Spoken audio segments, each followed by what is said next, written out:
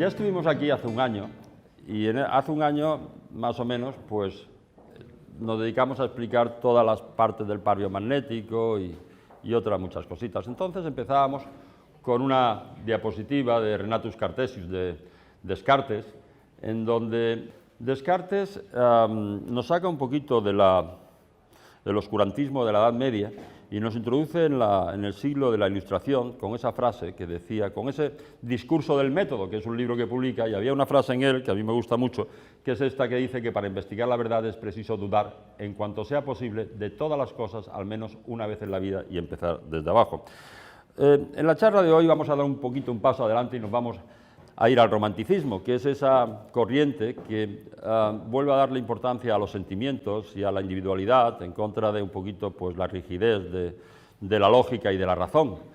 Y he traído a dos representantes de la escuela del romanticismo muy diferentes. Uno es Joseph Joubert, que era un profesor de literatura en un instituto de París, escribía cuando terminaba sus clases y durante la vida no publicó nada. Hasta después de muerto no se publican todos sus pensamientos. Y entonces se descubre que era una persona pues, que tuvo una gran influencia en los años posteriores y además muy válida. Una de las frases que nos decía nada hace a los espíritus tan imprudentes y tan vanos como la ignorancia del tiempo pasado y el desprecio de los libros antiguos.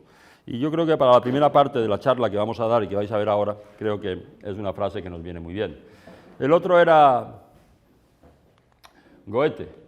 Johann Wolfgang von Goethe. Este es completamente diferente. Este era hijo de un consejero real, fue un superdotado desde pequeño, trató casi todas las ciencias y muchas artes, y la verdad es que tuvo una fama enorme durante toda su vida.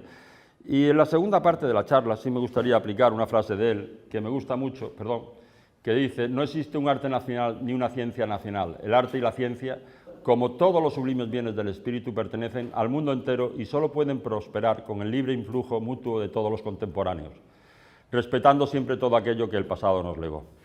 Bueno, en esta charla, como os comentaba más o menos antes, vamos a tener dos partes muy claras. Una en que vamos a intentar explicar qué es y cómo se produce la enfermedad, es decir, qué es lo que tenemos que tratar y en qué consiste.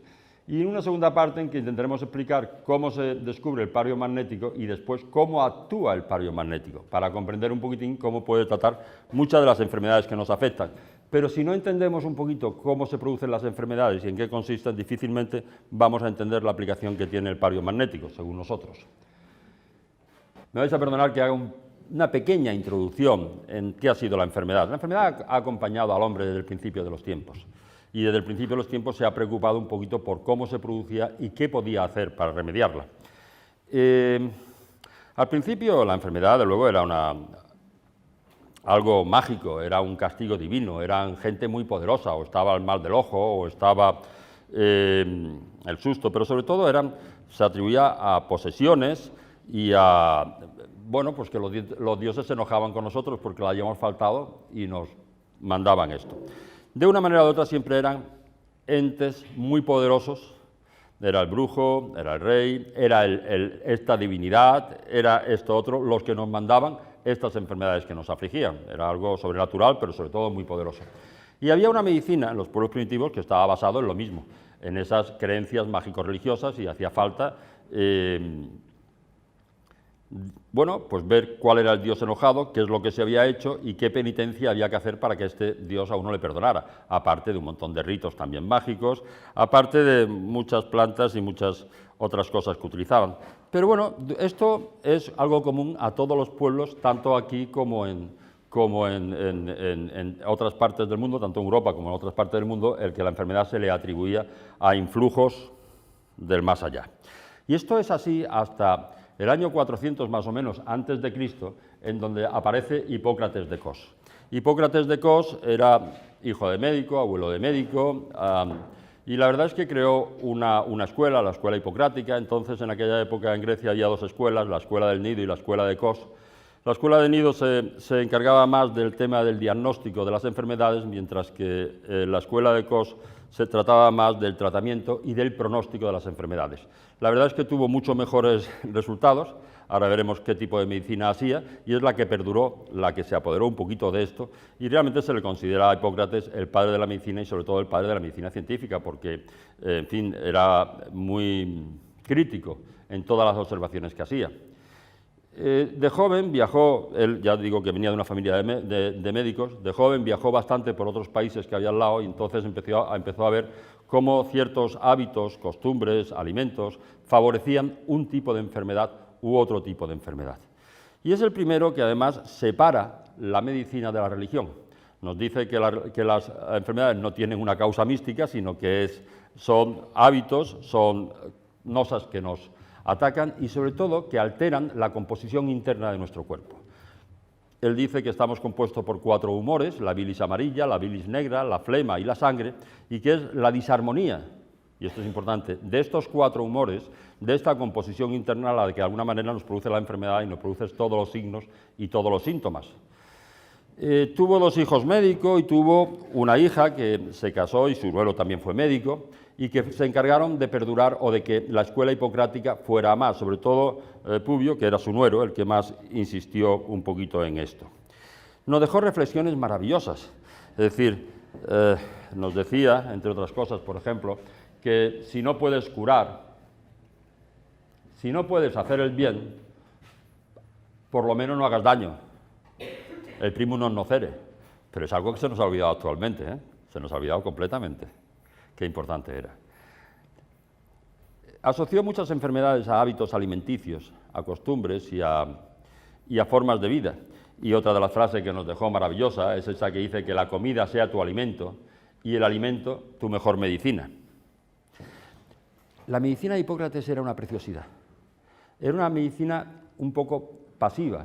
Ellos consideraban que el médico, o sea, que el cuerpo tenía intrínsecamente los factores por los cuales podía curarse, igual que se curaba una herida por fuera, pues igual pasaba con muchas enfermedades. Y entonces era una medicina que se limitaba a tener al paciente bien abrigado, limpio, bien cuidado.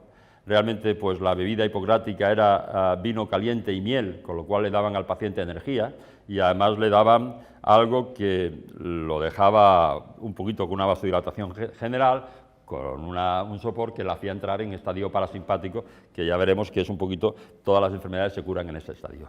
Aparte de eso, utilizaba unas 250 derivados de plantas y unos 120 derivados de minerales, para ungüentos, emplastos, bebidas, etcétera, etcétera. Pero hoy día se envidia, yo envidio esta medicina. La medicina hipocrática es considerada pasiva. El enfoque terapéutico se basaba en el poder curativo de la naturaleza. El cuerpo contiene de forma natural el poder intrínseco de sanarse y cuidarse. La terapia hipocrática se concentraba simplemente en facilitar este proceso natural. Y qué envidia con respecto a ahora, que en cuanto llegas con urgencia y consigues que a las 15 o 20 horas te vea alguien, le falta tiempo para meterte tubos por todos lados y al final da yo no sé qué aparecer por cualquiera de estos centros, porque uno se teme lo peor. Y sin embargo, esta medicina que se preocupaba nada más que el paciente estuviera bien abrigado, bien alimentado, bien limpio, bien cuidado, bueno, la verdad es que un poquito de envidia sí. El problema es que esta teoría hipocrática no dura toda la Edad Media, es decir, es seguida por Galeno en Roma y después durante toda la Edad Media se sigue considerando que las enfermedades vienen por disarmonías del cuerpo que se producen dentro del cuerpo. Y hay noxas externas de hábitos, de alimentación, de lo que tú quieras, que facilitan esas alteraciones internas, pero son las alteraciones internas las que producen los signos y los síntomas de la enfermedad. De hecho, pues cuando España descubre el Nuevo Mundo, seguimos con la misma idea. Y es esta misma idea de los 4 humores y de las disarmonías entre los 4 humores lo que exportamos allá. Estamos hablando ya del siglo XVI y seguimos con la misma idea. Es decir, la idea de Hipócrates duró aproximadamente unos 2.200, 2.300 años. Nadie la discutió. Todos los médicos estaban de acuerdo con ello. Y sin embargo, en 1882, al mismo tiempo que Gaudí empezaba la construcción de la Sagrada Familia, Louis Pasteur ingresa en la Academia de las Ciencias de Francia por su teoría germinal de las enfermedades infecciosas. Es decir, de buena primera, Louis Pasteur que no era médico, era químico, ni biólogo, ni farmacéutico, era solamente químico, ahora hablaremos de esto, nos dicen que ya las enfermedades no vienen de dentro, que son unos bichitos muy pequeñitos, muy pequeñitos, muy pequeñitos, que entran dentro de nuestro, nos pegan 2 tortas y nos dejan groggy, porque son muy fuertes, aparte de ser muy pequeñitos, son muy fuertes, que se pueden pasar de una persona a otra, y además nos dice algo muy curioso. Bueno, es que el problema de la teoría de Louis Pasteur es que es la base de toda la medicina científica actual, desde el momento en que nos identifican a la enfermedad con una causa externa que se puede identificar y combatir. Y el problema de esta teoría, ahora hablaremos más de ella, vamos a esperar lo que pensamos de esta teoría más adelante. La verdad es que esto había empezado unos cuantos años antes de Louis Pasteur. En 1495, Zacharias Janssen, a la edad de 7 años, descubre el microscopio. Trabajando en el taller de lentes del padre, pone 2 o 3 lentes, ve que aumenta esto y consigue algo que hacía aumentar los objetos entre 3 y 9 veces. Y el microscopio lo revolucionó todo. En los siglos XVI y XVII aparecen cada vez microscopios más desarrollados, se convierten en artículos de lujo para la alta sociedad y en un instrumento muy valioso y maravilloso para investigadores científicos. Aparece... Robert Hooke publica en el siglo XVI y XVII, aparece la micrografía, el libro que relata por primera vez a la célula y nos dice cómo es. Harvey descubre la circulación sanguínea, identifica los capilares y nos describe los capilares.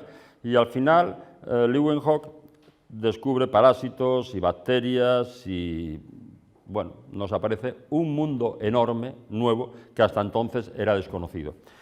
Y todo este mundo y todos estos microbios crean el caldo de cultivo para que Pasteur sacara su teoría sobre la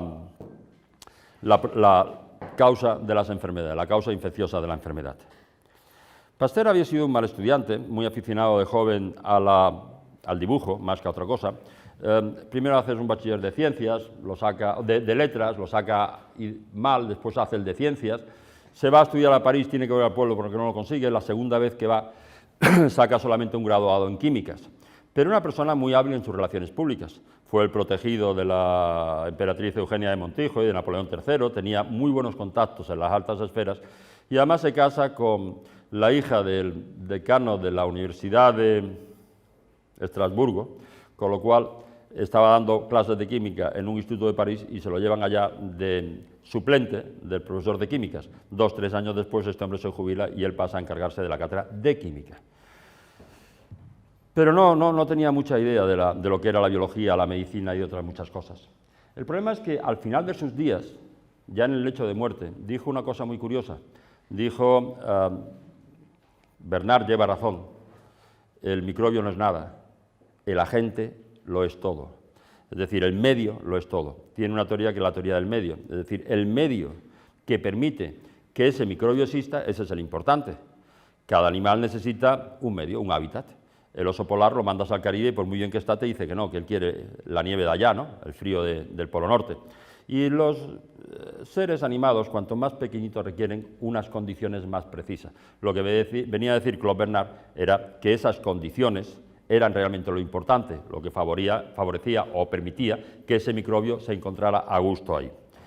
Claude Bernard fue catedrático de Fisiología en la Universidad de París y miembro de la Academia de las Ciencias, mucho antes que Pasteur. De hecho, pues, se pasó toda su vida discutiendo con Pasteur en cuanto a si podía ser esto de que los microbios causaran la enfermedad o no. Él decía que no.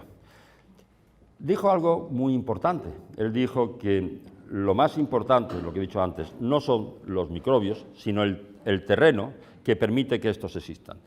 Y lo más importante del terreno, las condiciones del terreno, están definidas principalmente por el pH. Al final él terminaba diciendo que el pH era lo más importante, lo que determinaba la salud o no de. El científico de la época, realmente quizás el más importante fue Antoine Béchamp. Antoine Béchamp era profesor también en Estrasburgo, ahí dio una serie de conferencias sobre la fermentación y fue donde lo escuchó Pasteur hablar de una serie de cosas y después se montó él su carajera para explicarlas. Antoine Béchamp era todo lo contrario que Pasteur. Es una persona que tenía muchos cargos, muchos títulos, era más, no tenía esa habilidad para las relaciones públicas que tenía Pasteur, y fue catedrático en Estrasburgo y después en Montpellier y después terminó de decano en la Universidad de Lille, pero tiene una teoría preciosa que era la teoría del pleomorfismo, y nos dice que hay unos bichitos muy pequeños, mucho más pequeños que las células, que van evolucionando y se van transformando en una cosa o en otra. Es decir, él lo que hizo fue simplemente, en todos estos microscopios que hemos estado viendo había una cosa muy interesante, y es que las muestras se veían en vivo, no fijadas como se hacen actualmente. Actualmente se le echan colorantes, se le echan historias para fijarla, lo mata todo y entonces lo ves en el microscopio. En aquella época no, en aquella época se veían las células y los preparados en vivo. Él coge una gotita de sangre, la pone en el microscopio y se encuentra como a los 2 o 3 días empiezan a romperse los hematíes y a salir unas partículas vivas mucho más pequeñas que estos hematíes, que se comían todo el campo, toda la materia orgánica que había allí, la destruía cuando iba envejeciendo, y que después ellas se iban modificando en formas más complejas, ahora las veremos, y al final también, cuando ya se había acabado todo lo que tenían que metabolizar, se destruían y volvían a formarse los pequeñas partículas que él denominó microcimes.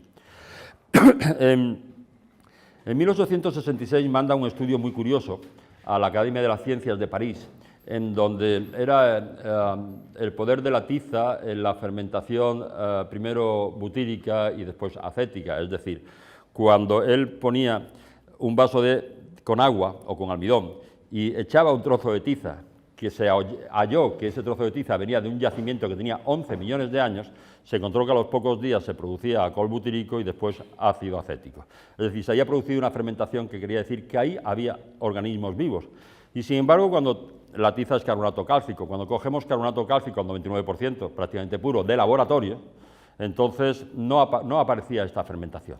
No se producía ni el alcohol butírico ni el ácido láctico. Eso quiere decir que no existían estos organismos vivos. Bueno, la verdad es que la teoría del pleomorfismo de Antoine Béchamp era una preciosidad y después vamos a intentar explicarla y demostrarla un poquito más. En aquella época, otro monstruo de la medicina, porque todo esto que estamos hablando son padres de la medicina, era Rudolf Virchow. Rudolf Virchow era un alemán, hoy día lo consideramos el padre de la patología general.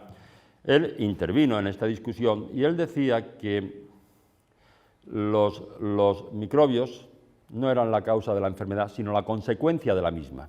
Igual que los mosquitos no eran responsables del agua estancada y putrefacta, pero necesitan el agua estancada y putrefacta para vivir. Y decía que ese tejido enfermo era la consecuencia de que hubiera esos microbios, pero no eran los microbios, sino primero el tejido enfermo. Era cierto, ahora lo vamos a ver, que llevaba toda la razón del mundo. Quizás el alemán más famoso de la época era Robert Koch. En 1882 descubre el bacilo de la tuberculosis, en el 83 el del cólera, y en 1905 le dan el premio Nobel por hallar algo que es la base de toda la microbiología actual, que son los postulados de Koch. Y que ahora vamos a ver un poquito de qué van estos de los postulados de Koch. La teoría de Antoine Béchamp, que era una preciosidad y que ahora vamos a ir analizando un poquito más porque llevaba mucha razón y se ha comprobado que es cierta, está a punto de desaparecer por la hegemonía de Pasteur en toda esa época y los contactos de Pasteur. Tuvimos la suerte de que Antoine Béchamp duró mucho tiempo, yo creo que fueron 93 o 94 años, y ya en los últimos meses de vida, ya estaba en la cama, hay un médico inglés, Leverson, que oye hablar de él y se va a su casa a que le explique un poquito cuáles habían sido todos sus estudios y todos sus descubrimientos. De vuelta a Inglaterra, Leverson se lo cuenta a una escritora, Ethel Douglas Home. Ethel Douglas Home analiza todo esto, se documenta por muchos sitios de qué era y saca un libro, esta de Ethel Douglas Home, que se llama Las exposiciones de Pasteur, los falsos fundamentos de la medicina moderna. Ese libro es traducido al español en el 1944, por un doctor, por Alejandro Fernández, como El sueño y la mentira de Pasteur. Lo podéis encontrar en internet como El sueño y la mentira de Pasteur. El problema es que en aquella época todos los investigadores no tenían magnetófono, no tenían ordenador, no tenían disco duro, y entonces todos sus experimentos siempre lo iban apuntando a mano, tenían una cosa que eran los libros de laboratorio, las notas de laboratorio, y todos tenían sus notas de laboratorio. Pasteur, ya al final de sus días, le pidió a su familia que todas las notas de laboratorio, más de 100 libros que tenía, con los apuntes de todos los experimentos que había hecho, no fueran enseñados a nadie, se mantuvieran ocultos durante por lo menos 100 años. Y en 1966, el nieto, Valéry Pasteur, el último descendiente varón, ya que le quedaba 2 o 3 años antes de su muerte, antes de los 100 años, a los 70 y tantos años, dona todos estos libros, todos estos apuntes de laboratorio a la Biblioteca Nacional de las Ciencias. Y hay un profesor americano de la Universidad de Princeton, Gerald Hayson, que se dedica a estudiar esos cuadernos.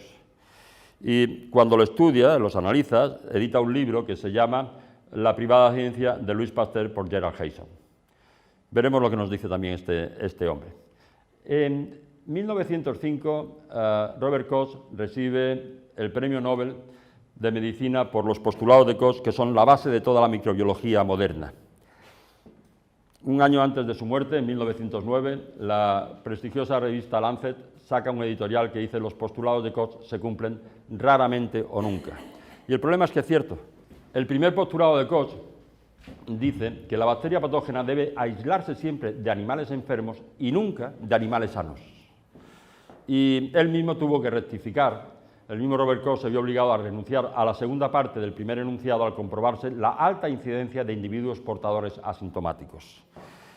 Lo que más hay en todas las enfermedades hoy día son que se encuentra que personas sanas tienen esos mismos microbios que las personas enfermas. Ahora vamos a ver un poquito después el porqué. El segundo postulado de Koch decía que cuando un animal está enfermo, las bacterias deben aislarse en cultivo puro. No existen los cultivos puros de bacterias.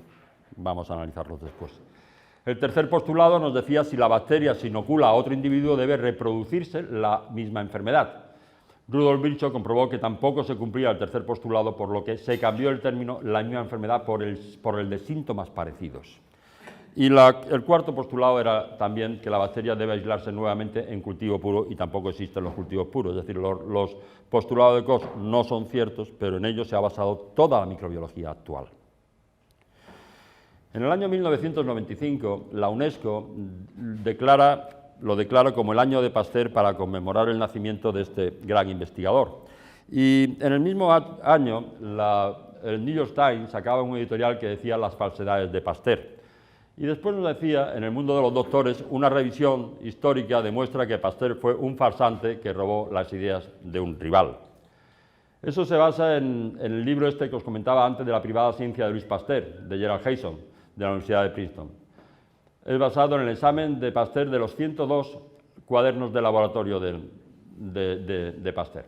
Y ahí nos dice: tras una minuciosa lectura de las notas del químico biólogo, se puede comprobar que Pasteur había mentido con respecto a su investigación, que robó las ideas de Antoine Béchamp, y que cometió varios fraudes. Pasteur no hubiera sido aprobado con los comités de ética actuales. Y en la reunión anual de la Asociación Americana para el Avance de las Ciencias en Boston, Gerald Hayson nos dice: Pasteur plagió, malinterpretó, tergiversó y manipuló las ideas de su maestro Antoine Béchamp, hasta tal punto que la historia de la medicina ha ido por un camino radicalmente opuesto al que debió seguir, con gravísimas consecuencias para la salud de la gente. Los diarios de Pasteur demuestran que arregló sus experimentos para que coincidieran con las ideas que quería demostrar, ideas erróneas y fraudulentas, que a pesar de todo continúan vigentes en los libros de texto y defendidas, a lo que veo, por asesores internacionales. Esto es muy fuerte, porque realmente, si es correcta la idea de Pasteur y hay cientos de microorganismos que nos pueden hacer daño, habrá que desarrollar cientos de fármacos para luchar contra estos microorganismos, y cientos de vacunas y cientos de todo. Y es toda la base de la medicina actual. Y si las ideas de Béchamp fueran las ciertas, entonces no había que pelearse contra los microbios. Habría que restituir la homeostasis interna, el medio interno, ponerte un poquito más fuerte, ponerte bien, para que tu cuerpo pudiera superar esta enfermedad, que no dependería de estos agentes externos, de estos microbios. Es decir, la diferencia entre una cosa era muy importante, era muy fuerte. El problema es que en los años sucesivos se van desarrollando microscopios cada vez mejores, cada vez más grandes, cada vez veían con más nitidez, y últimamente ya tenemos los microscopios de campo oscuro, que realmente pues, es lo que ya no pueden hacer callar a nadie. Es decir, en los próximos años pasaron muchas cosas. Raymond Rife, en los años 20, desarrolla un microscopio especial para ver virus, se encuentra con esas mismas partículas y les llama partículas polimórficas, que podían tener diferentes formas. Dijo que había encontrado un virus causante del cáncer, que era el Cryptococcus primordialis, y gracias a ello le quemaron el laboratorio 2 veces, le robaron otra vez y le dejaron también sin nada el material, y murió a los 83 años por una sobredosis de drogas y alcohol en un motel de por allí de California. Pero, hombre, a los 83 años ya este tema de la sobredosis uno ya, es decir, no sabemos qué pasó, pero la verdad es que tuvo una vida muy complicada. Y él las describió como partículas polimórficas. Günther Enderlin las llamó protistas en el 25. Günther Enderlin se libró porque era entomólogo, se dedicaba al estudio de los insectos, publicó más de 500 trabajos, tuvo unas hipótesis muy curiosas y muy interesantes en cuanto al cáncer. Tuvo mucha fama en su época, siguiendo las doctrinas de Antoine Béchamp sobre el polimorfismo de los microorganismos. Pero no se metieron con él por eso de que era entomólogo, que no era médico. Gaston Nessen, ya más recientemente, en el 59, se encuentran con las mismas partículas y él las denomina somátides, y con este microscopio. Hizo muchas más cosas, es decir, lo que veían todos y lo que vieron fue una serie de partículas muy pequeñitas que están alrededor de las células y que poco a poco iban construyendo seres mayores, como es esto de acá, que probablemente sea un hongo. Aquí aparece también después una bacteria. Este bichillo que hay dentro va desarrollándose, al final es muy grande, es decir, el vídeo es un poquito grande. Lo que hizo también Gaston Nessen fue... Gaston Nessen, la verdad es que da pena, porque le pasó lo mismo que a Raymond Rife, es decir, trabajaba en París, la asaltaron, lo denunciaron, tuvo que irse a Córcega, consiguió que vinieran muchos pacientes a verlo a Córcega, con lo cual volvió a levantar un poquito la historia, lo volvieron a perseguir, lo denunciaron, se tuvo que ir a Quebec, a Canadá, y allí en Quebec, en Canadá, pudo al final terminar gran parte de sus estudios. E hizo una cosa muy bonita, él lo que hizo fue el mismo experimento de Antoine Béchamp, es decir, él cogió unas gotitas de sangre, las puso en un porta y observó qué es lo que ocurría, y vio cómo en un ciclo de 21 días estas partículas se iban transformando de somátidas a esporas, virus, después aquí vería ya bacilos, dobles bacilos, etcétera, micobacterias, iban cogiendo diferentes formas, simulando diferentes bacterias, y terminaban su vida como hongos. Se destruían cuando ya no había nada más que comerse y volvían a formarse las mismas somátidas de siempre. El problema es que esto, que es una teoría que tiene más de 100 años, pues ya es complicado, porque en los microscopios de campo oscuro ya vemos imágenes como esta. Ya es muy complicado ignorar todo esto que estamos viendo continuamente. El problema es que para Antoine Béchamp, estas partículas, los microcimes o somátides, eran las partículas vivientes más pequeñas que existían, ya no la célula. Nos siguen enseñando que son las células, la unidad fisiológica y tal, más pequeña, que tiene vida, etcétera, etcétera. Yo hay una persona que la quiero mucho, que me gusta mucho, que es Ángel Escudero. Ángel Escudero, aparte de compañero, es amigo, es una persona de Valencia, tiene ya 80 y tantos años, es una persona muy especial. Lleva más de 35 años operando absolutamente sin un gramo de anestesia química. Abre una barriga, una pierna, lo que tú quieras y no pone nada de anestesia. Lleva 35 años sin utilizar antibióticos porque no deprime el sistema inmunológico. Le han hecho reportaje a la BBC, Televisión Española, le han hecho reportajes por todas partes. Es una persona que pasé unos días con él allí en su casa y la verdad es que me impresionó mucho. Yo no le he visto a nadie hacer milagros mayores en muchos aspectos. Y me resulta muy curioso cuando me meto y veo que tendrá ya 86 años, 87 años, se mantiene, que es una maravilla. Y sigue el tío investigando y sigue el tío viendo cosas y me encuentro que también a sus 86 años se ha comprado un microscopio de campo oscuro, Él al fin y al cabo se sorprende y lo que viene a decir es que esto se descubre desde hace, o sea, se conoce desde hace más de 120 años y sin embargo él se entera ahora del microscopio del campo oscuro y se entera de que hay muchas cosas nuevas que él no sabía que existían y que se ven. Le da el agradecimiento a toda la gente que lo ha descubierto y al fin y al cabo lo que se viene a preguntar es que cómo un descubrimiento como este puede estar 150 años sin que nadie lo divulgue antes y se sorprende por ello, como es natural. La verdad es que hoy día sabemos que, y veremos más de esto, que Bechamp, Bernard, Virchow, Enderlein, Raymond Wright, Nessen, todos sabemos que los organismos pleomórficos cambian de virus a bacterias y luego culminan su proceso como hongos. Este fenómeno ocurre en toda la naturaleza. Bechamp, Wright y Nessen pudieron ratificar que estos son virtualmente indestructibles. Las altas temperaturas no pueden destruirlo ni tampoco la radiación. Los endobiontes, microcimes, etcétera, somátidas, siempre están presentes y no pueden ser removidos de la célula. Los síntomas de una enfermedad dependen del estadio de su desarrollo.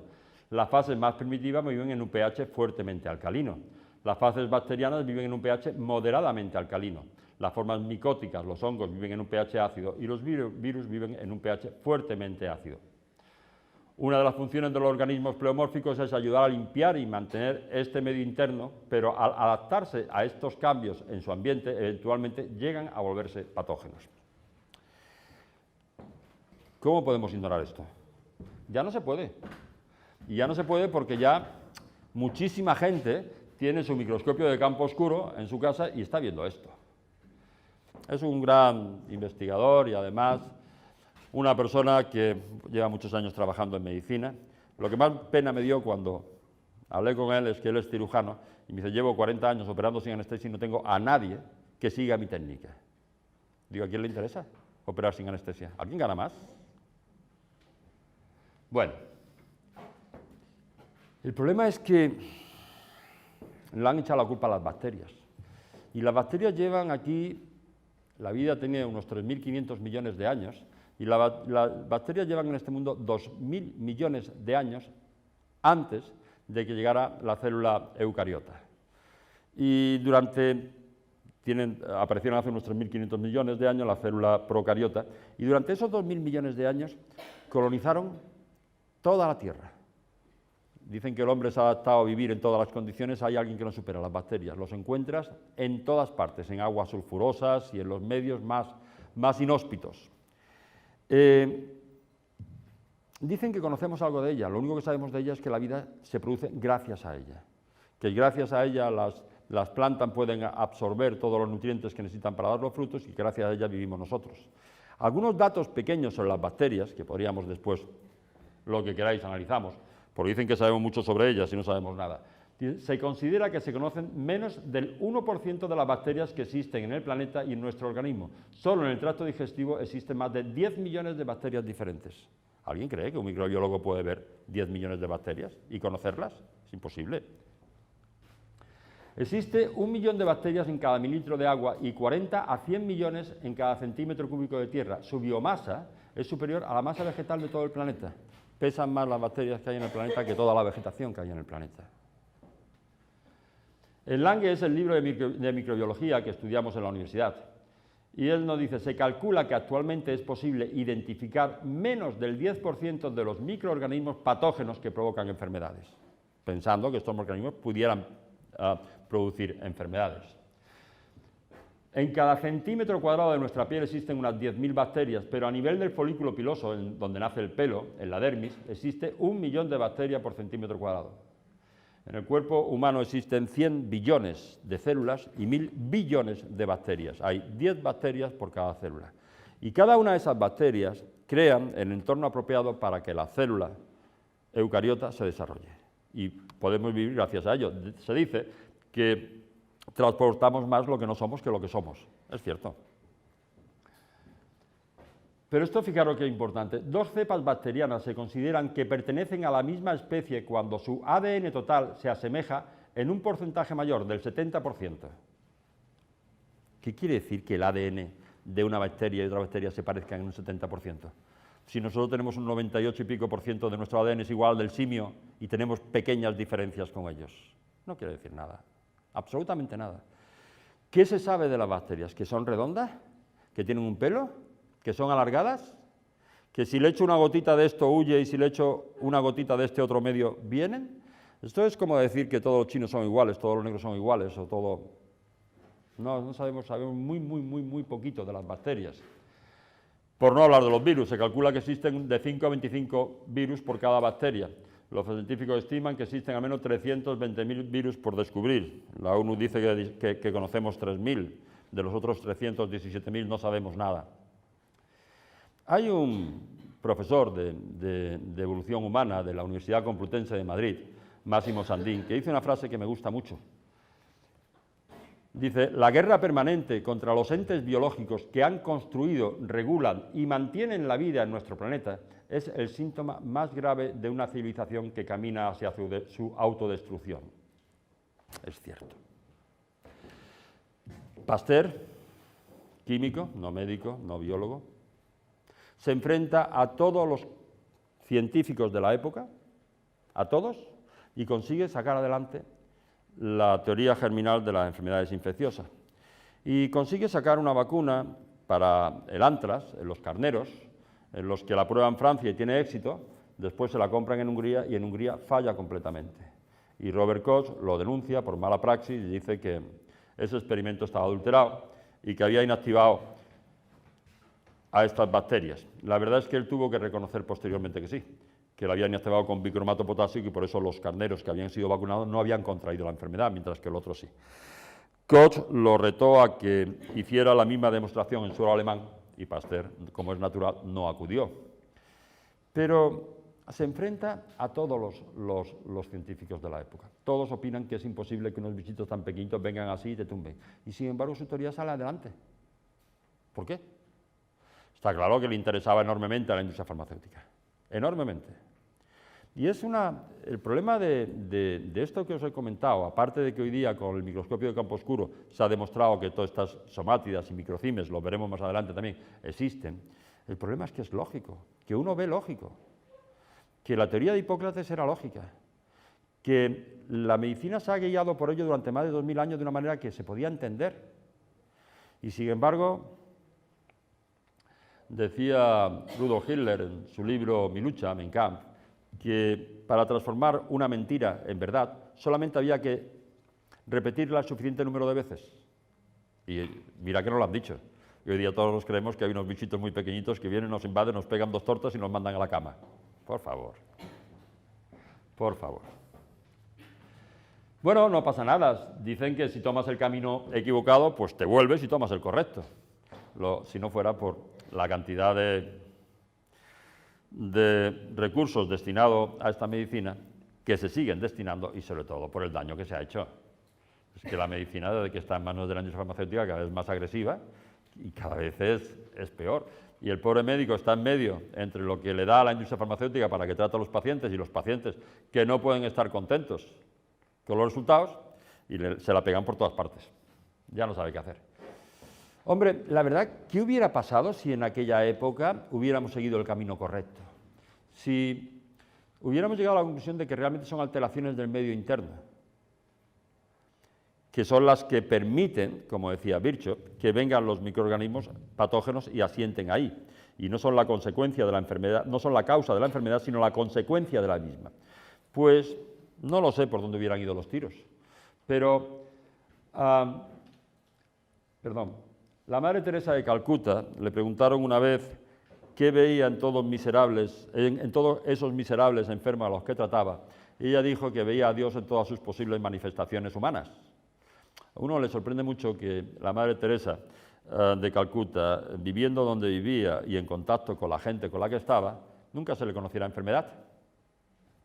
No sé. Realmente estaba rodeada de estos bichitos. Y al final, lo que os voy a poner son frases de monstruos de la medicina, son los padres de la medicina que a mí me han enseñado. Pues tenemos que estar de acuerdo con Claude Bernard, padre de la fisiología y de la medicina científica, la investigación en medicina, cuando nos decía, lo más importante en el proceso de la enfermedad es el terreno del paciente. Los microbios cambian y se desarrollan como resultado de cambios en este terreno en el cual viven. La enfermedad, como proceso biológico, se desarrolla dependiendo de este medio interno. El aspecto determinante de este terreno es el pH. Y es el primero que nos dice que el pH es el secreto de la salud, Claude Bernard. Si Rudolf Virchow nos decía que si volviese a vivir, Rudolf Virchow creó la teoría celular, es el padre de la patología general y es de los médicos más venerados durante toda la carrera de medicina. Y él nos decía que si volviera a vivir, dedicaría toda su vida a probar que los gérmenes buscan su hábitat natural en el tejido enfermo, en vez de ser la causa de la enfermedad del tejido. Al igual que los mosquitos buscan el agua estancada, pero no son los causantes de los charcos estancados. Está claro, ¿verdad? Antoine Béchamp, que es el que os comento un poquito, pues el científico mayor de la época y que queda en el anonimato por la preponderancia de Pasteur, nos dice: las bacterias que se encuentran en el hombre y los animales no causan enfermedades. Tienen la misma función que aquellas encontradas en la tierra o en las aguas residuales. En cualquier parte de la naturaleza están allí para reconstruir tejidos muertos o enfermos, o procesar desechos corporales. Y es bien sabido que no atacarán ni pueden atacar al tejido sano. Los tejidos del cuerpo están sanos cuando reciben los nutrientes apropiados.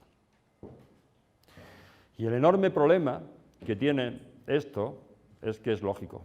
Aparte de que se pueda demostrar hoy día con el microscopio de campo oscuro, aparte de que podéis profundizar, y os animo, no me creáis, simplemente yo pretendo despertar un poquito de curiosidad para que indaguéis. Sabéis que hoy día tenemos una prensa libre que es Internet, y punto. Está todo ahí. Indagar. Pero si esto es cierto, qué trastada, ¿no? Qué trastada la medicina que nos practican.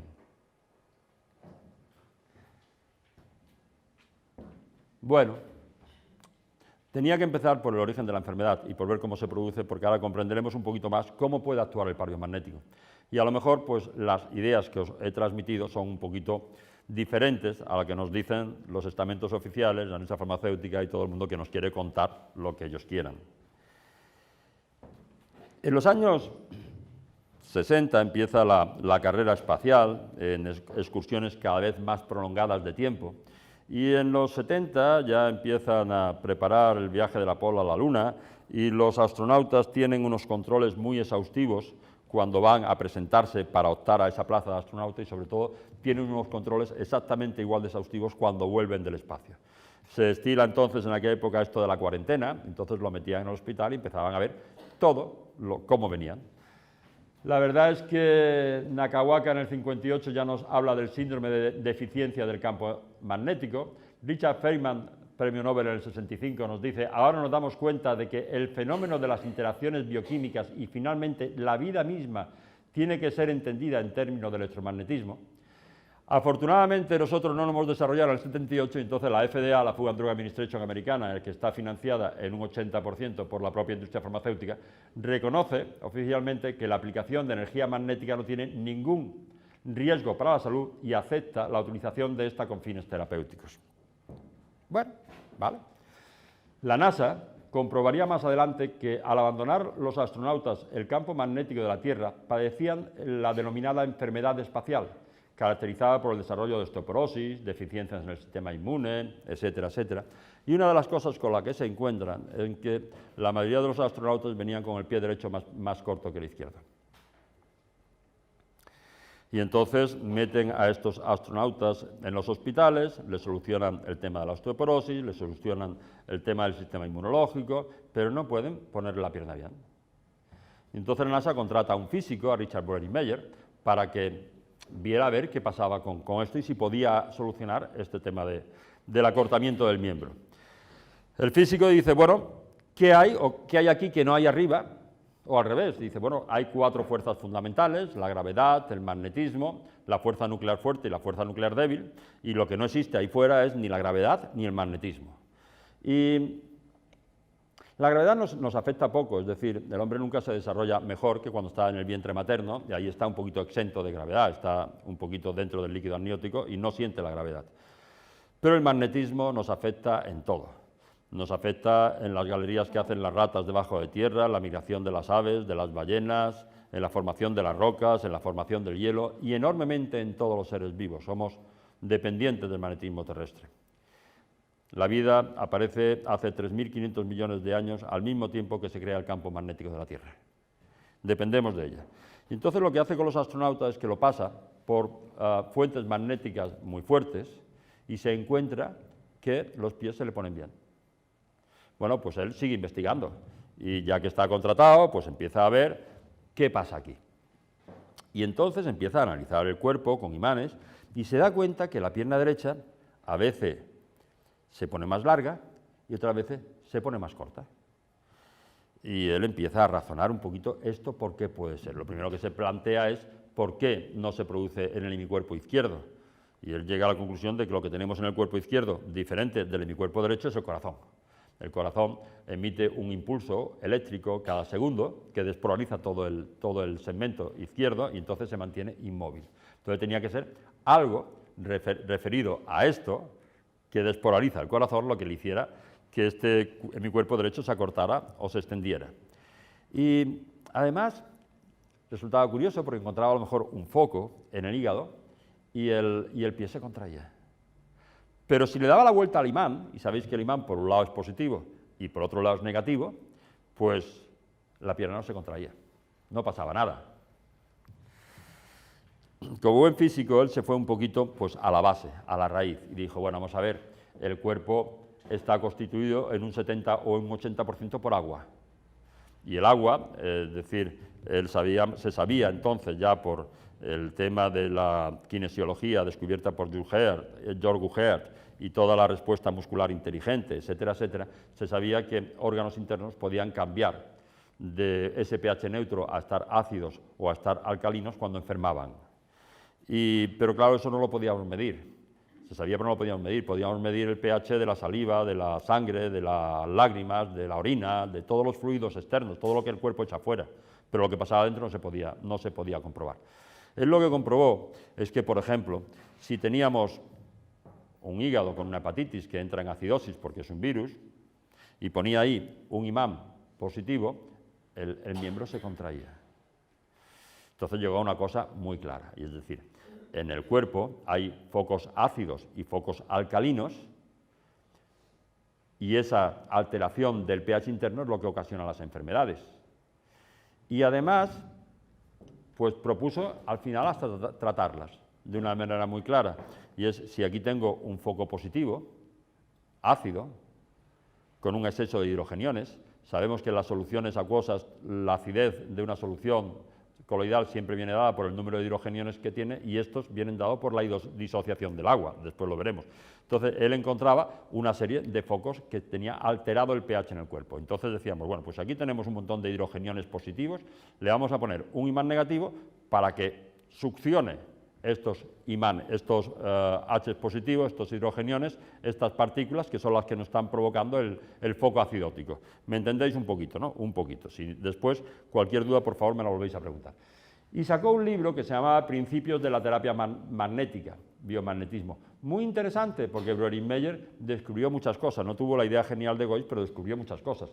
Él lo que vino a descubrir es que estos focos de acidez y de alcalinidad que había en el cuerpo se manifestaban por el acortamiento de la pierna derecha. Entonces, en este libro nos saca una idea que es el nivel energético neutro, que son un pH 7 más menos 3, que también es muy lógico. Todas las reacciones del cuerpo se producen en unas condiciones normales. Esas condiciones normales pueden ser, por ejemplo, entre 36 grados y medio y 37 grados y medio de temperatura. Cuando es por encima o por debajo de esto, ya las reacciones químicas se producirán más aceleradamente o no se producirán o tendrán una serie de alteraciones. Pero habíamos comentado, por lo que comentaba Claude Bernard, de que quizás el elemento más importante de ese medio interno es el pH. Y son las alteraciones del pH las que más condicionan esas variaciones en. Él dijo que en un pH 7 más menos 3 décimas existía la salud y cuando girábamos hacia la acidez aparecerían virus y cuando girábamos hacia la alcalinidad aparecían bacterias. Y que esos focos, tanto ácidos como alcalinos, los podríamos ver, estudiar, por el acortamiento que se producía en la pierna derecha. ¿Hasta aquí más o menos claro? Hasta aquí se entiende. Bien. Breuer sigue investigando, pero claro, hizo una cosa muy mala, y es aconsejar tratar enfermedades sin medicamentos, solamente con fuerzas magnéticas. Esto no podía ser. Y los jefes de turno pues le rescinden el contrato, lo echan y se tiene que ir a buscarse la vida dando conferencias por un lado y por otro. En el 88 da un curso de Energy Therapy, de energía energética, en la Sociedad de Medicinas Alternativas de Guadalajara. Y a ese curso va el doctor Goiz. Entonces explica toda su teoría de que dentro del cuerpo hay focos ácidos y focos alcalinos, que son los que provocan las disfunciones de los órganos y las enfermedades, que esos focos los puede uno encontrar por la distensión o el acortamiento del hemicuerpo derecho, porque se acorta la oreja y se acorta el dedo, pero vemos la pierna porque es el mismo más largo, pero es todo el hemicuerpo el que se acorta.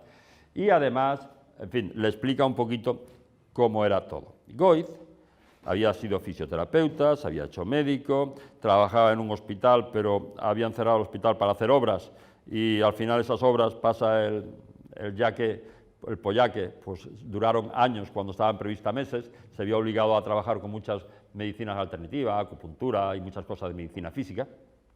Y esto de los imanes le gustó y empezó a aplicarlo. Los imanes tienen muchos efectos, aunque sean sintomáticos, pero él empezó a poner imanes, a rastrear el cuerpo por todas partes, a ver dónde se acortaba y poner los imanes tal como se lo había explicado Breuer. En aquella época hay muchos pacientes con SIDA y yo no sé si existe o no existe el SIDA. Yo la verdad es que tengo muchas dudas, por lo menos tal como nos lo han contado, lo tengo muchas dudas, pero es verdad que nosotros en esos pacientes, en la mayoría, encontramos un foco de alcalosis, OH negativos, hidroxilos en el timo, y encontramos un foco de acidosis, hidrogeniones positivos en el recto. Entonces, cuando venía un paciente de SIDA, él decía, bueno, pues si aquí tengo un foco de OH negativos, voy a poner un imán positivo para que succione esos hidroxilos que se encuentran ahí. Y en el recto, si tengo un exceso de hidrogeniones positivos, pues voy a poner un imán negativo para que atraiga a estos iones positivos e intentar sacarlos del cuerpo. Pero los pacientes iban regular. Y dice que un día paseaba cerca de la Basílica de la Virgen de Guadalupe. Sabéis que los mexicanos le tienen una devoción muy especial, muy especial a esta Virgen. Aquí es bueno, comparable a la que le tenemos a la Macarena o a la Esperanza de Triana, pero muy fuerte. Y él dice que un día paseando por allí, iba para la consulta y le estaba esperando un paciente que era el marido de una ATS que llevaba tratándolo tiempo, que cada vez iba peor, y era un SIDA y estaba ya pues terminado. Y él ya no sabía qué hacer con este paciente.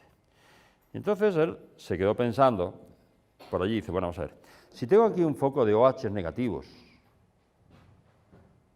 y atrás un foco de hidrogeniones positivos, ¿qué pasa si yo le pongo aquí un imán negativo que repela esos hidroxilos con carga negativa? ¿Y qué pasa si en el recto, que hasta ahora ponía un imán negativo para que atrajera las cargas positivas, pongo un imán positivo para que repela esas cargas? Lo que pasó es que en muy poco tiempo, en 10 o 15 minutos, se comprobó que ya estos imanes no testaban acortamientos ni elongaciones del hemicuerpo derecho, ya no pasaba nada. Ahora veremos el porqué.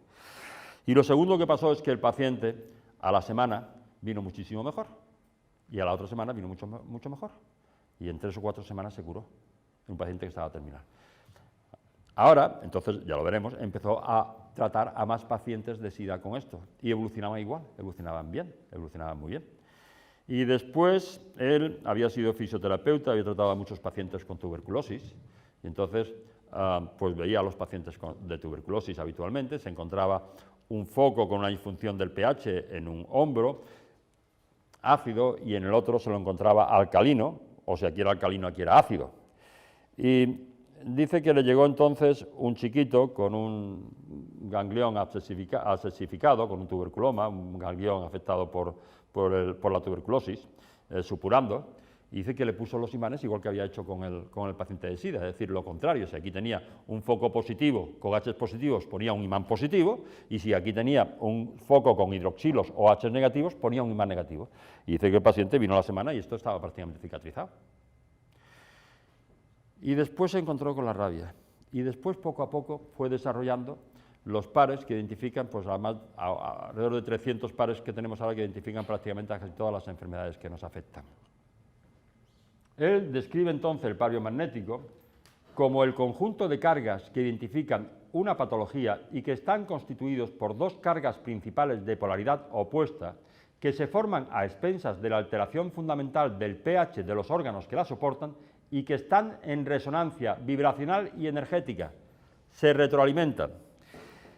Y esa es la definición del pareo magnético. ¿Qué quiere decir eso? Algo muy simple. Quiere decir que en el cuerpo, si tenemos un 70 o un 80% de agua y la acidez de una solución acuosa viene por la cantidad de hidrogeniones libres que tenemos en esa solución, y estos hidrogeniones vienen de la molécula de agua, pues tendremos los mismos hidrogeniones que hidroxilos. Y que si aquí tenemos una carga positiva de 35.525.000 hidrogeniones, quiere decir que aquí tenemos una carga negativa de 35.525.000 hidroxilos. Hay dos focos que han alterado el pH y que tienen la misma carga energética y se retroalimentan unos a otros. La verdad es que decía Nicolás Tesla que si quisiéramos entender el mundo que nos rodea, empezáramos a hablar de energía, frecuencia y vibración. Si realmente pensamos qué somos, no somos un saco de huesos, porque ni de órganos, ni de tejidos, ni de sistemas, ni de células, ni un montón de proteínas, hidrato de carbono, grasas, moléculas. Al final estamos compuestos por átomos. Y el átomo tiene un 99,99% del espacio vacío. Es decir, si el núcleo del átomo tuviera el tamaño de una pelota de baloncesto, el electrón estaría a 30 kilómetros. Y si pudiéramos hacer una fotografía de nuestro cuerpo cuando todo está parado, veríamos una nubecilla de energía muy ligera. Muy ligera. Es el movimiento de toda esa estructura lo que nos da la ilusión de masa y de forma y de todo. Es decir, que esta teoría era lógica. Era lógica. Los focos de acidez en el cuerpo, si tengo un hígado ácido por una hepatitis, me vienen porque tengo más hidrogeniones de la cuenta. Pero si aquí tengo más hidrogeniones de la cuenta, en algún otro sitio del cuerpo tendré hidroxilos, los que le han sobrado estos hidrogeniones. Y además, con una frecuencia vibracional y energética idénticas, perfectas. Y cuando los enfoco, cuando aquí estos los repelo, y cuando aquí estos los repelo, y las fuerzas magnéticas creo que salen a una velocidad de 400 metros por minuto, y nosotros tenemos los imanes puestos, dependiendo de dónde esté el ecuador, 10, 15, 20 minutos, al final se atraen. Cuando se encuentra un hidrogenión y un hidroxilo, ¿qué pasa? Se convierte en agua, se neutraliza el pH, se vuelve 7. Y los bichitos se van, porque no tienen el terreno apropiado. Y decía la doctora Clark que si quitamos la basura, si quitamos las ratas, pero dejamos la basura, las ratas vuelven. Pero si no quitamos las ratas y quitamos la basura, las ratas ya solas se van. Y cuando nivelamos el pH se neutraliza. Esto tiene un problemón enorme, que cuando te lo cuentan dices, esto no puede ser. Pero cuando llegas y empiezas a practicarlo, la gente empieza a curarse. Con unos imanes como estos. Y siempre viajaba con una maleta de medicinas y hoy viajo con 6 imanes. ¿Qué hace una persona cuando se encuentra con un descubrimiento como esto? Contárselo a todo el mundo. Primero se lo cuenta a la mujer y la mujer le dice, no se lo digas a nadie, que te corren, no se lo digas a nadie. Y él no se lo dice a nadie. Aguanta 3, 4, 5 años. Pero ya a los 4 o 5 años ya no puede, ya es que no te lo puedes callar, tienes que contarlo como sea. Y entonces va a su maestro al hospital y se ríen de él. Y va a la autoridad competente y también lo manda para casa y se ríe de él. Y protesta tanto y le manda una carta al presidente de la República que le cierra la consulta y al final, para abrirla, él tiene que firmar un documento donde se compromete pues, a no difundir, a no seguir, en fin, una serie de historias sobre el biomagnetismo. No sabe a quién acudir. En esa época pasa una cosa muy graciosa y es que la Fundación Rockefeller saca un premio de $1 millón al que fuera capaz de encontrar una forma fácil de diagnosticar enfermedades venéreas que estaban creciendo más de la cuenta. Y él se va allí a la Sexta Avenida de Nueva York, al número 66, y presenta su su estudio, paga $10.000, dice, y lo seleccionan. Y lo invitan a ir a la OMS, a Suiza, a exponer su descubrimiento delante de, creo que fueron 20 laboratorios o algo por el estilo. Y cuando termina su exposición le dice que maravilloso, pero que no puede ser, porque la medicina tiene que costar dinero, y si no cuesta, no sirve. Bueno, la verdad es que fue mendigando por hospitales y por todas partes para que probaran su sistema, para que vieran si realmente eso era cierto, y la gente se curaba, a ver qué coño pasaba.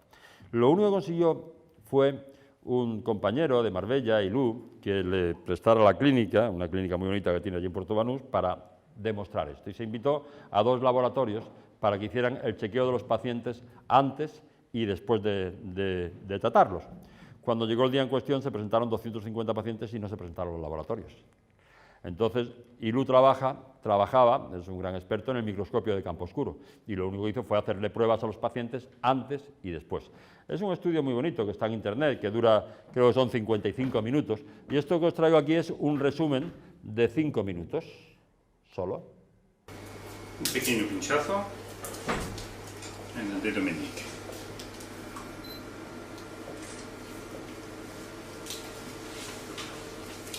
Relaja. El dedo quieto, un segundo.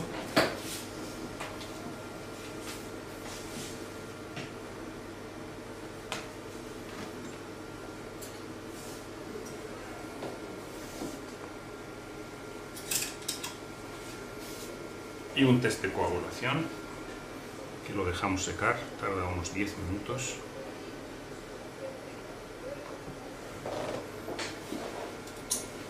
Y ya está. Gracias.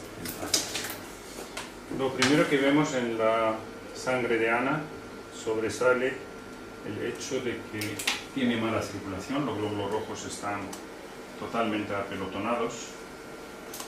El aspecto normal sería como en la imagen que hay ahí atrás, deberían ir sueltos de uno en uno los glóbulos rojos, y aquí los tenemos prácticamente en forma de pila de monedas.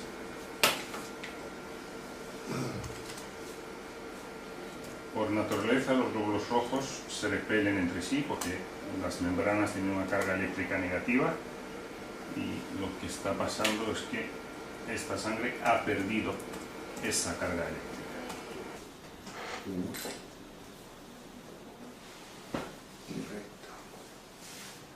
CTEG, cirrosis hepática. Cirrosis hepática.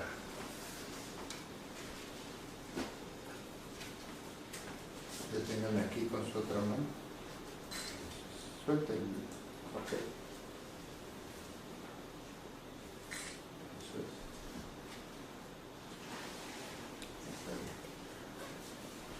Y venía con un diagnóstico de hepatitis. Cirrosis. De cirrosis. Absceso hepático a mediano, perihepático, posthepático, gluto ilíaco, interiliaco, riñón, tétanos. Tétanos. Clostridium titánico. Riñón. Me siento nueva.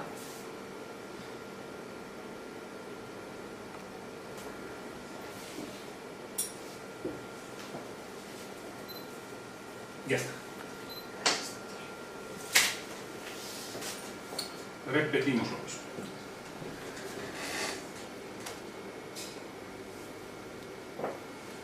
Yo sin mirar ya sé lo que voy a ver, porque ha pasado igual siempre. Espero que no me decepcione. No.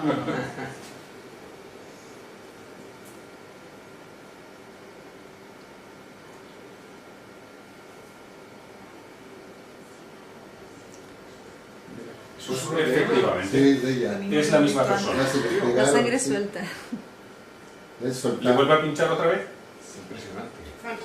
Fantástico.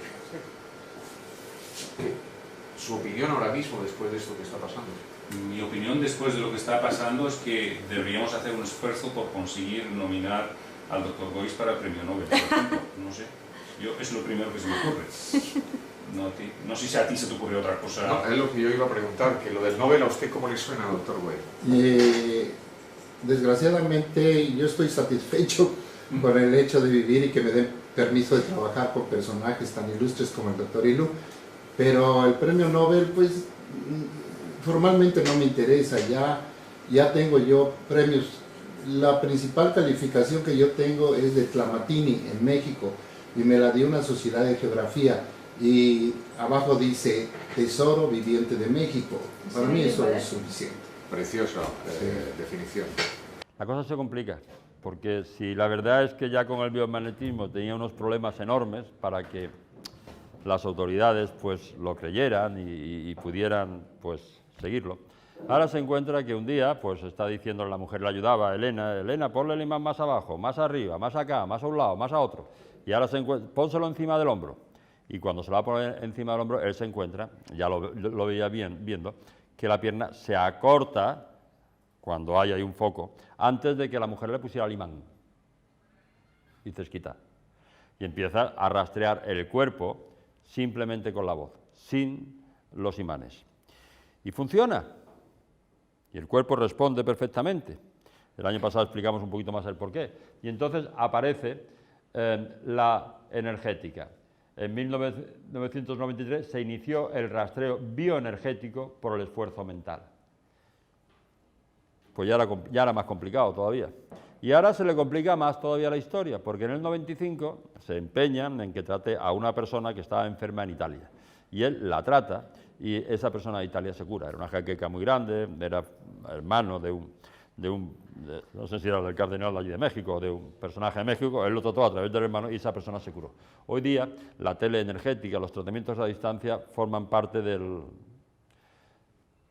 la praxis habitual de todos los biomagnetistas. Yo tengo todos los días varios emails de personas que están a miles de kilómetros para que la trate y no me gusta.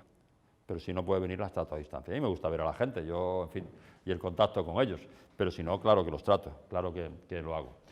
Las consecuencias inmediatas tanto del rastreo mental en pacientes tratados directamente en el consultorio como las detecciones e inducciones bioenergéticas a distancia trajeron de inmediato resultados que rompían con todos los paradigmas clínicos curativos ortodoxos, inclusive con el biomagnetismo médico o medicinal. Nosotros normalizamos un medio alterado con un pH alterado en donde identificamos una zona de acidosis que se corresponde energética y vibracionalmente con una zona de alcalosis con la misma frecuencia y se neutralizan. Impactamos las dos y se neutralizan. Y el paciente se cura. Y el problema que tenemos es que hay mucha gente que lo hace en España con muy diferentes escuelas, con muy diferentes resultados. El doctor Goid realmente no aconseja a nadie, dice que cada uno se aconseja a sí mismo. Lleva razón. Y te costará más tiempo o menos tiempo, pero ese es el tiempo que te tiene que costar el que la consulta te salga adelante, porque tú tienes que madurar, ir asimilando todas estas ideas y todas estas cosas. Necesitas ese tiempo y al final sales adelante. Y no solamente sales, sino que cuando una vez ya lo dominas, cada vez tienes mejores resultados. El problema que tenemos es que yo diría que el 70%, 80% de las personas se curan en la primera sesión. De enfermedades que llevan 15 años, 20 años tratándose en la medicina alópata. Y hay un 20 o un 30%, yo diría que de ese 30% hay un 20% que necesita 3, 4 sesiones, excepcionalmente 5, y cada vez menos, quizás menos de un 10% de personas que no terminan de curarse. O por lo menos, en fin, no estamos en condiciones de curarlo absolutamente todo, pero una medicina que tenga un resultado de 90%, así, sin dolor, agradable, bien. Porque además los imanes tienen una serie de efectos y muchas veces el paciente lo dejas con los imanes y se te queda dormido, lo relaja, es enorme. En fin, yo traeros un poquito más del pario-magnético, traeros algo más también de que quizás la medicina alópata, lo que nos cuenta de las enfermedades, no es correcto, y si no es correcto, cuidado con las vacunas y cuidado con tantas medidas que utilizan para esto, y poco más, animaros a que lo probéis y que a quien esté en su programa que lo estudie y lo practique, pero por lo menos que sepáis que esta técnica existe, que lo más importante de una medicina es el daño que puede hacernos, y esta técnica por lo menos no nos puede hacer daño, que nos cura, que bien, pero por lo menos no me hace daño. Y que además pues tenemos una medicina, la medicina alópata, que por interés de la industria farmacéutica trata signos, trata síntomas, no trata la causa de la enfermedad. Y te da un antiácido si tienes una gastritis, o un analgésico si tienes un dolor de cabeza, o un antiinflamatorio si te duele la rodilla. Y deja que la enfermedad progrese. Porque para la industria farmacéutica actual, tú eres negocio cuando caes enfermo y dejas de ser negocio el día que dejas de estar enfermo. Animaros a que lo probéis y los que piensen que están en su programa, que lo estudien, que es fácil y se van a alegrar siempre. Daros las gracias por venir y, bueno, os espero, ya habrá más ocasiones. ¿Vale? Gracias.